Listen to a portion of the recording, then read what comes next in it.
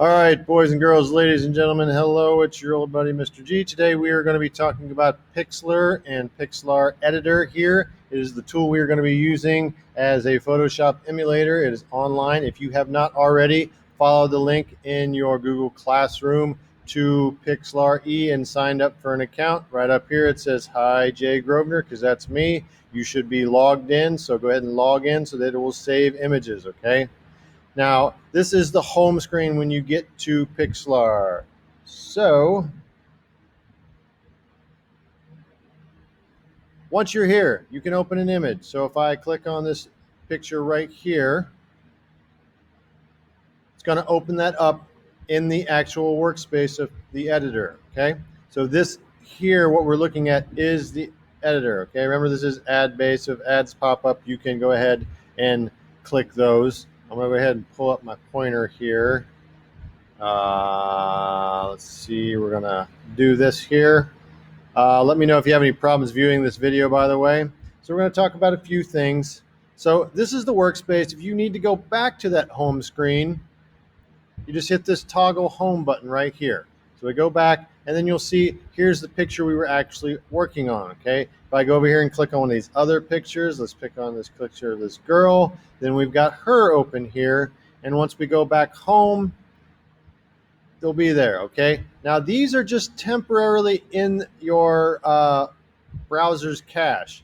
They are not saved. So if you clear your history or clear your browsing cache, those are going to be eliminated, okay? So we'll have to save images. So let's go ahead and do that. So if I click on any of these are active, and you also know I've got a couple windows here. These are two. I've got both those open, okay? So let's say I want to save an image. Let's save this picture of this girl right here, okay? So you would go up here, and we have a command bar up here where you see your usual file, edit, image, layer, all that right here. You would go to File, and you would say Save, okay? It's going to save right here. It's going to give it a name. Always name your image so you know what they are, okay?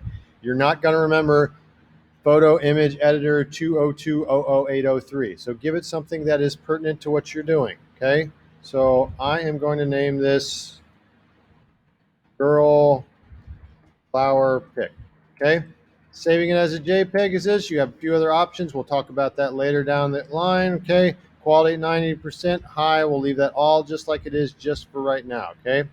And then when it says, instead of save, it's going to say download, because you're going to save this to your actual machine you're working on at home, be that your desktop, your image, or your Chromebook, whatever you're working on, okay? Now, where that's going to go is going to depend on what device you're going to. It's going to go to your download folder, okay? So here I open it up and I've got it, okay? So how do I find it? Where's it at, okay? I'm on a Mac here, so on mine, I can go to my Finder. It's probably going to be your Start button or your Chrome OS locator, okay? I can go in here and I can go in my recents, it's right here. I can go to my desktop, I can go to my documents, okay? If I go here though to navigate to it, I can go to my downloads. And in my downloads, I'm gonna look for, what did I call it? I called it Girl Flower Pic. And there it is, okay? So there's my Girl Flower Pic, okay? So now it's on my computer. Super helpful, okay? Now let's go back to our Pixlr. Not gonna pop up here for me, okay? And it's telling you the image was saved to the default download folder, okay? And it's telling you some things in case that didn't work, okay? Go ahead and close that, all right? Now let's say we wanna upload an image, okay? How do I open an image? Let's go to File, let's go to Open Image, and let's go to Tidal Wave. I got a picture here on my Tidal Wave, okay? So just in my download pictures, I've got a picture, okay? I would go and wherever my picture is on my machine, and I'm gonna say open, and that is gonna upload it to the online editor so that I can edit it in Pixlr, okay?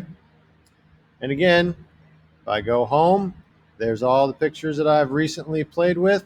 And again, if I clear my cache or my history, those are going to go away. Okay. You also notice that I got these little X's up here, and you've got a little hamburger menu up here. So I click that, you can pin it, duplicate it, or I can delete it. So if I say I'm not going to work with that, I'll delete it. Okay. So let's go back here to our girl. All right. Now let's talk about a few tools here and just your layout. This area here where your main photo, your main image is your workspace area. Okay, this is like your open canvas here that you are working. It's the image and area that you are working on, your workspace. Okay, over here, this area is your toolbar area. Okay, right over here is your command bar. Okay, and watch up here. This is our option bar for whatever tool we have in our hand here. So if you see, if I change tools, this area up here changes to whatever tool I have in my hand. It's going to change. Okay. Now, you'll also notice that when I hold over top of these, it gives you a little ID, a little video, a little pop-up that tells you what the name of the tool is, tells you what it does. So this is the crop tool here. It trimmed, cut, and straightened the canvas by free or fixed aspect, and it has a keyboard shortcut of C. Okay, so it tells all that information for each tool. Okay, so if I don't know what something is, I can always, that's the draw tool right there. It has a keyboard shortcut of B. It draws and doodles different brushes and colors. Okay, today we're just going to focus on a couple different navigation tools here. We're going to focus on, first of all, our Arrange one tool. It is your main tool. In Photoshop, it's called the Move tool. And this here, it's called Arrange, but it does the same thing. When we hold over top of it, it says Move, Transform, and Change Layer Settings, okay? We'll talk about what layers are in the next video, but for right now, we're just going to focus on Move and Transform here. Now, up here, when I have this in my thing, in my hand, remember the toolbar, remember it, think of it like what's in our hand, and these are the options up here on the options bar for what is in our hand. So when I have that, my options are unlock, duplicate. It says the layer is locked. Okay, it's in a locked position. So when I go on here and I click and drag, I can't do anything on here. But if I push unlock, you'll see that these little handles come up on here.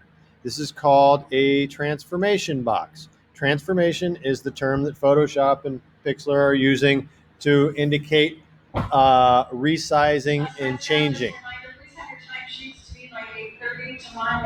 Thank you. Sorry for the interruption. So if I click this, I can resize this image. And now that it's resized, I can take that Move tool and you'll see that I can move it around. Okay, so that is what our Move tool does. All right, you'll also see some little lines pop up. This pink line will pop up right here. Watch when I move. That'll say that is perfectly centered. Now, if I move over the other way, it's going to tell me when that image is perfectly centered. So right there, those pink hash marks Xing through your image tell you that that image is perfectly centered. Okay, so those are helpful. All right, let's focus on a couple other tools. Okay. Right down here, I want you to go down here, the zoom tool, okay? It says it's a zoom tool, pops up, it says zoom in or out of the photo to focus on different parts, okay? It has a keyboard shortcut of Z. So if we go on here and I click on that, you'll see up here, I've got my options for what tool is in my hand, and I've got a little magnifying glass where I can zoom in. Okay, zooming in is very important in photo editing, where sometimes you will need to go down to the pixel, and you can see that we can actually go down to the individual pixel where we can edit each one of these pixels if we would need to be. Okay, I can also go minus, where I can zoom out. I also have some different buttons up here where I can push 100%. I can push fit, it's going to bring it back up in the screen. And I can push fill, where it's going to bring it up, fill the whole workspace with what image I have active. Okay. Also, with this, you can use, if you have a scroll wheel or if you have a touchpad, you can pinch fingers, two fingers pinched together, will resize and zoom in and zoom out, just like that. And over here, we have a navigation bar. Okay. Navigation panel here. These are called palettes right over here.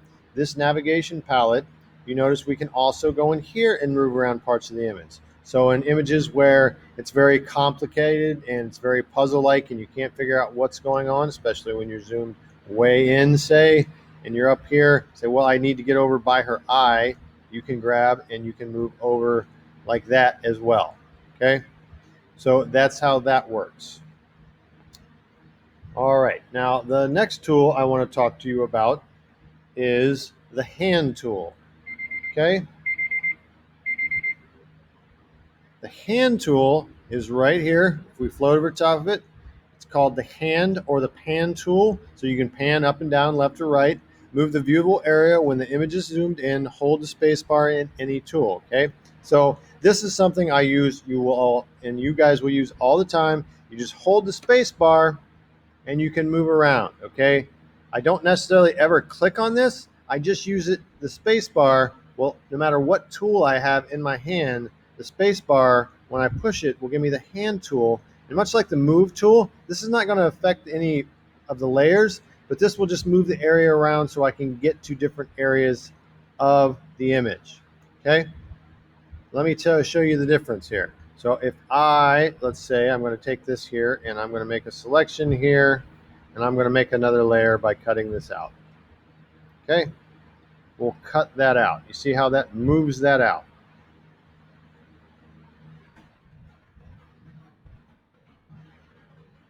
Now I have that in another layer. Okay, the move tool is going to move that area around. You'll see the little box moving around. The hand tool is going to move everything around.